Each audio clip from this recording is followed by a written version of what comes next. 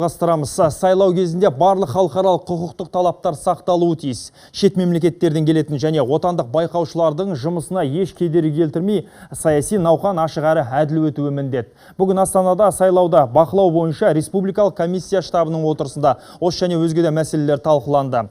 Басқосуға комиссияның аймақтардағы жетекшілері, сыртқы істер министрлігі, бас прокуратура және орталық сайлау комиссиясы өкілдері қатысты.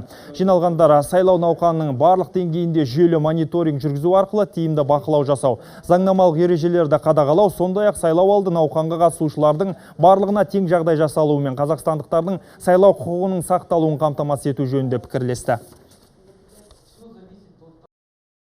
Сырттан келген бақылаушылармен қалай жұмыс істейміз, сосын жаңағы жергілікті жердегі сайлау комиссиялардың мүшелерімен қалай жұмыс істейміз. Біздің құқығымыз қазір мына көп заңнамаларда қазір өзгерістер болды. Сондықтан сол өзгерістердің қазір қалай болғандығын, соны ертең қателік жасамау үшін осындай біз әдістемелік кездесу өткіздік.